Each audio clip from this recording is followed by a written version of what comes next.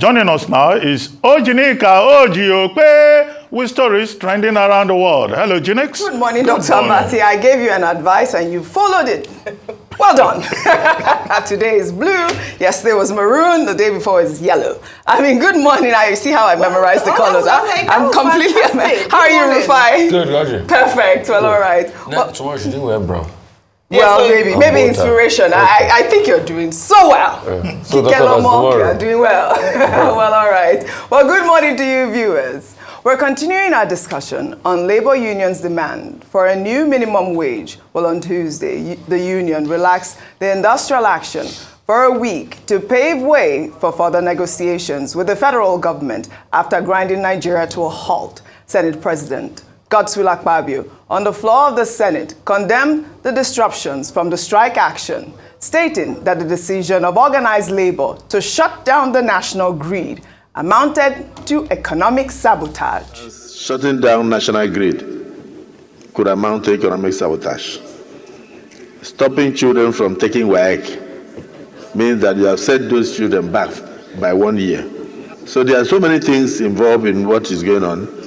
So my personal opinion would be that we thank them for agreeing to go back to the negotiation table. We urge the federal government to expedite action on negotiations in order to arrive at something that is acceptable, at least acceptable to both parties, or something that is reasonably acceptable to both parties. And then immediately thereafter, since the last minimum wage has expired, as an act of parliament, they should immediately send us an executive bill for us to commence work.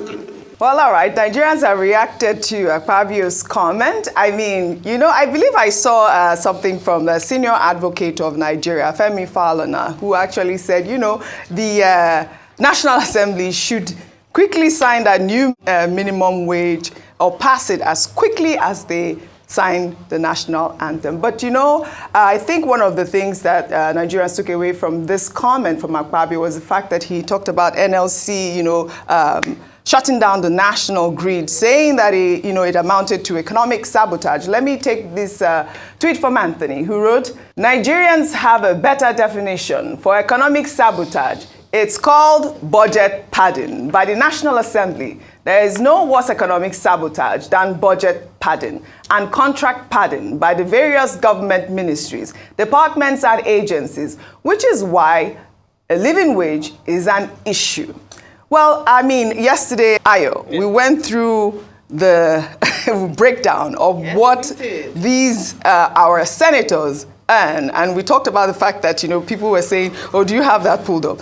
Yeah, we talked about the fact that that lady, Betty, from the health union said, these guys should be put on minimum wage. But, I feel so appalled, really, for the fact that at this point, there you go. At this point, the Minister of Finance was charged by President Tinubu to deliver what the breakdown would be at this critical hour, Ayo. What do you make of that? Well, I think beyond economic sabotage being the fact that there's budget padding is also the amount of money that the senators are earning, and that he hasn't responded to that. I would have expected that he would react to calls by Nigeria saying that the cost of governance, especially with regards to how much money senators take home monthly, which is close to 30 million naira, is sabotaging the economy. It is draining us. It is drawing blood from the economy. So maybe that's a good starting point from him, rather than blaming Labour for embarking on what is their right constitutionally to protest and to express displeasure at the way in which the government hasn't shown seriousness in the new minimum wage. I think another group of people he should be addressing with regards to economic sabotage, we should not have Labour as a quick target. The federal government themselves, who didn't take action when they knew that the minimum wage as the old one would expire in April and begin negotiations early, That's economic sabotage on their regard. All that's happened is it's Labour reacting to government's non-reaction. So let's get it clear. Let's not make it seem as if Labour is being insensitive and all that. They are representing the displeasure of the Nigerian people, and the only way they could do it was to hold the economy to ransom, and we saw that there was results. The president now has called the Minister of Finance. Effective. Yeah, it was almost immediately they responded and signed an agreement that they would look into it, have meetings every day. Why didn't they have meetings every day in May? Why didn't they have meetings every day in April? Well, why did they wait for this? Nigerians have reacted to Labour's decision to suspend the industrial action. The president of the Trade Union Congress, Festus Osifo, who was on our nightly news program Newsnight, said that Labour never wanted to go on strike, but were forced to, and that the union was able to achieve a commitment from the government for an increase in the 60,000 Naira proposal and a week for execution. Let me take a reaction from Agbo, who wrote, "This is not how things are done. If you want the government to take this whole thing seriously, you should keep the strike ongoing until the whole issue is rectified, especially now that you have the support of the masses. When you relax the strike action, the government will relax and you will come up with another strike. How do you think the people will feel?" I mean, I think that we did agree that this strike action was effective. Rufai, I feel like you have something that you wanted to read out. Were you pulling up a number that you wanted to read out? I have a couple of things. I mean, but after this, so that we're also okay, you want me to take another tweet? This is another reaction from another Nigerian. This person wrote, "So you guys think you can use the workers, what is this? Kalu machine. What does that mean? Turn on and turn off." So it's a slot machine. Right. Strike that you started already. Rather than continue until your goal is met. You guys said you are giving 1 week to allow the conclusion of negotiations. So what happens after 1 week and no agreement is reached? You call another strike? Then you would have lost relevance. Well, Kingsley Morgalu actually also responded to this whole conversation. He wrote, "It is truly a shame that Nigeria appears unable to afford a minimum wage of 75 to 100,000 Naira a month, given the rate of inflation and the exchange rate. This is because our government spends billions on all the wrong things, either pandering to vested interests like funding religious pilgrimages or sustaining the lifestyle of politicians with wasteful cost of governance, to which it attracts political priority. The common man comes last for Nigeria's leaders, despite their empty rhetoric. I do not support the Labour demand for a 400,000 Naira minimum wage, which is unsustainable and will, in addition, be heavily inflationary. But I think if we seriously recalibrate our priorities, even the private sector can pay 75,000 minimum wage. A minimum wage is something to be paid by both public and private sector employers. Given the state of Nigeria's economy and its low productivity at this time, we must achieve a balance between what is practically possible for both sectors. 60,000 Naira is simply not good enough. It ought to be at least 75,000 to 100,000 Naira. I think Festus Osifo also stated that it's not like they are asking for the 495,000 Naira. They are willing to negotiate. Your thoughts? No, but Labour has shown good faith. I mean, we kept on banging at Labour when they were talking about 615,000. We said it was in good faith. They trickled out to 495, and definitely they will go down. We've always argued that a better average they'll be able to account for inflation not going haywire is about 100 to 200,000 mark. But probably they'll haggle and get to the 100,000 mark thereabout. But what was pertinent was I was reading the economic plan, the ASAP plan that was recently released, and it talked about the fact that the currency depreciation was about 95% or even more in some cases. The pass-on cost was to a lot of businesses, and that's why you see businesses are struggling. In all of this, the real economic saboteurs, which are the lawmakers that got extra money to buy cars during the supplementary budget passed, and I just hope, President Tinubu, please, I beg you, when you are going to pass the supplementary budget, it should not be for frivolous activities that will concern these lawmakers. For the love of mercy, we beg. And the yachts that we're talking about supplementary budget. I just hope these same lawmakers that their money is increased from about, I think it was 150 billion thereabout to about 300 and something billion. I think what they should do is that if they can, the National Assembly want to claim they love this country so much, they should cut that 300 and something billion to 150 billion. They should take that 150 billion to have a special single-digit fund for one, small businesses, secondly, and they take another 50 billion for big businesses, and they take another 50 billion to be able to invest in inputs for agriculture. That's what I would suggest. So quickly, if you're looking for money to invest in things, because part of the plan, they were talking about, post-harvest losses, input in agriculture and all of that, the fact that we don't have enough extension workers, that 50 billion should be plowed into training extension workers and get some farming inputs in. They're also talking about the fact that we might have to go to the World Food Program to be able to ask for food. But also another plan I'll be able to say is that for us to be able to get the food in, increase, tariffs on some imported items, on food items. Things that we don't have here, wheat and the likes, corn and things like that. Reduce the tariff. I think we've done during the time of Yar'Adua to be able to get the food in. So just from the National Assembly and Mr. Akpabio that keeps calling other people economic sabotage for doing the right thing, if they can give us 150 billion, because it's austerity time. All right. If they can give us 150 billion out of the money, I've talked about 3 areas we can put that money into. Yeah. And you see, all of this shows the insensitivity. You asked a very pertinent question, Oji. Is it now the government is supposed to be calculating the scenarios? It was obvious that we're not prepared for this conversation before now. Yeah. This document, very important, 65 pages, was also talking about the fact that we have revenue of 19 billion, but we're going to spend 28 billion. 28 trillion. We're going to take a deficit of 9 trillion. But plus the deficit, we're going to pretty much borrow the 9 trillion. But you also know with the supplementary budget, we're also going to take more deficit. Do we know the wage bill for all the states at this point? Do you have a clue of how much it is? Do you know the wage bill for... Yeah, for the civil servants and workers for civil servants along the state. Because, I think that's part of the calculations that they need as well. The collective civil service, I know the federal civil service is about 1.2 trillion, 1.2 million. The states cumulatively, I think, should be about that range or some, factorials on top of that range. Okay. And since they are not paying, the exact minimum, some of them are paying 18 or 30,000, the wage bill shouldn't be a lot. Most states, if you check a certain percentage, they can actually pay. It's because it's not priority for them. Yeah. That's why a lot of them, because we see how the state governments are spending money on frivolous activities, like airports that are not needed. Look at the abandoned airport in Zamfara.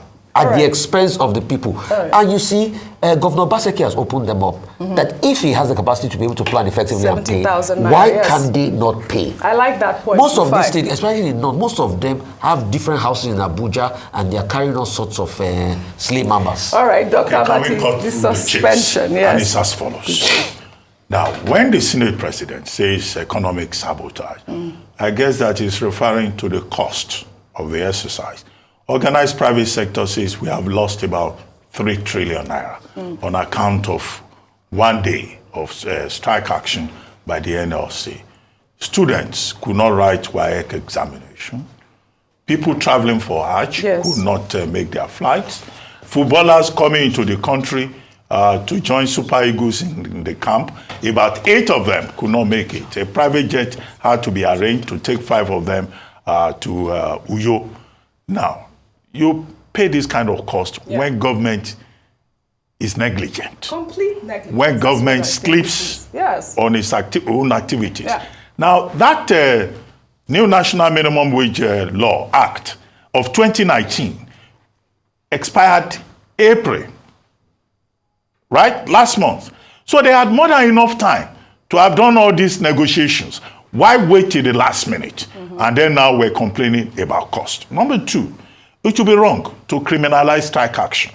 Strike is a tool, that organized workforce use to negotiate for better living conditions, for wages, and to engage government. So it would be wrong for anybody to think that for labor to go on strike is a privilege. It's not a privilege. It's a fundamental right, recognized by our courts and recognized even by international bodies accordingly. Number 3 is that it is good to hear the members of the National Assembly taking an interest and saying when the bill comes, they will pass it expeditiously.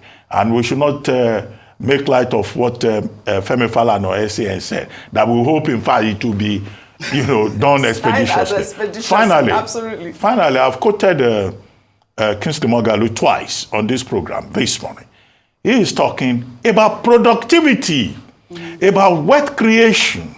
He even says, look, Nigeria can pay as much as possible. If this were a productive economy where there is wealth creation and there is emphasis on human capital development. Above all, he says, look, let us deal with even the challenge of electricity supply. Yes. That if there is electricity, regular electricity supply, people will be more productive. Yeah. And if the economy is productive, there will be wealth. And you can pay. Yeah, everybody will prosper. I think that is After all, they say renewed hope. We want renewed hope of prosperity and wealth creation. I think that's the main point. You hit the nail on the head, really. Nigeria needs to be more productive. Right. I mean, we talked about this ASAP percentage, stabilization plan, where Wole Edu has revealed that fuel subsidy is being paid. What is it? To the tune of 5.4 trillion projected in 2024.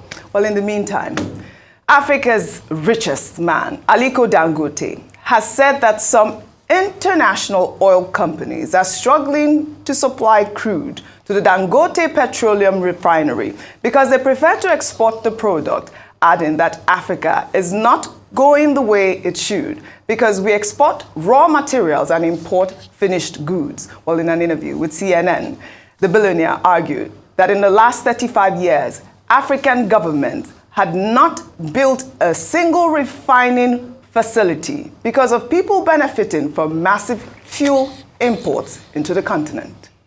All the African countries that have been trying to build refineries, they have not been able to. There has not been a refinery in the last 35 years. And I wonder why that is. Why do you think that is? So many issues. Tell me. There are many. I can't count them, but there are so many. Is it money? Is it political will? It's not only the money, all money, political will, and also people who are benefiting from this whole stuff of importing petroleum products into Africa are actually discouraging those governments from building a refinery. And, you know, they won't get the loans anyway because they don't have very strong banks. The international banks will not support anything like this. We Africans are the only people that can develop Africa. If we are waiting for foreigners or foreign investors to come and develop Africa, it will never happen. All right, Alhaji Aliko Dangote, always hitting the nail on the head. Only Africans can build Africa, but isn't it such an interesting topic? 35 years, African leaders have not been able to build one single refinery because of sabotage. Well, Alhaji Aliko Dangote granted an interview, and in the course of that conversation, he made a number of points. One, he talked about Africans should not rely on debt or aid. They should be more productive. Yes. Africans are the ones who can move their own continent forward. And that's a very sound argument, already discussed at length by Dambiso Moyo in her book, Debt Aid, where she talks about the challenge of aid dependence and debt dependence in Africa. Number two, Alhaji Aliko Dangote also talked about challenges that he faced when he was setting up the refinery. He said, in fact, he felt discouraged. Everybody told him that it was not possible to do that project. Dream killers. There are many of them in this country.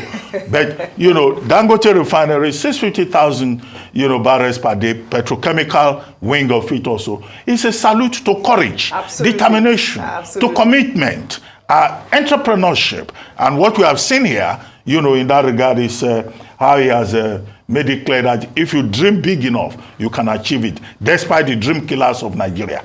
Number three, very quickly, he said the IOCs are not giving, Dangote refinery crude oil. Yes. So, and he made the point that in Nigeria, we export raw materials. We import finished products. Yeah. When we want to do things here, it becomes very difficult. Yes. The other day, they said Dangote refinery was looking for crude oil from the United States, but he gave some kudos to NNPC. Right, he did. He says NNPC has been providing useful support. So these are challenges of doing business in Nigeria and also in Africa. And in one line there, he talked about African leaders who are not investing enough. So I think that he struck all the right chords, all the right notes. All right, we'll take another story.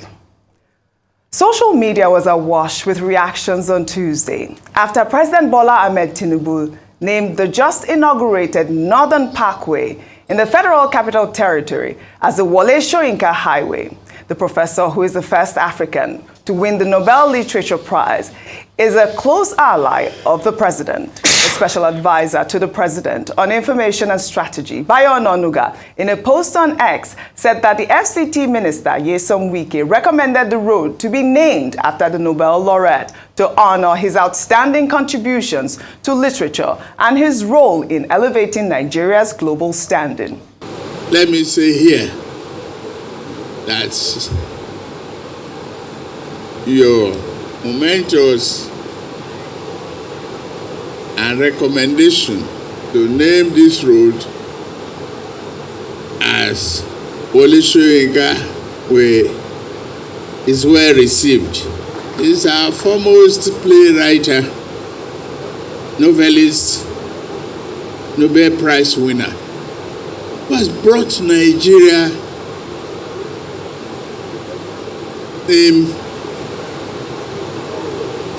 a pride of international acclaim.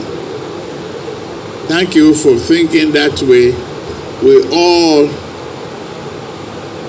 accept your recommendation on behalf of the people and Federal Republic of Nigeria.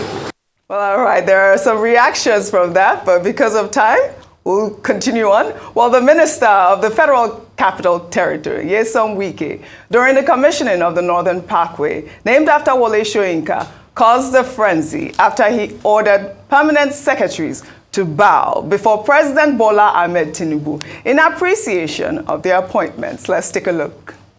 Today, most of them have never dreamt in their life that they will ever get to the peak of their career. That is very, very important, not just the infrastructure every day.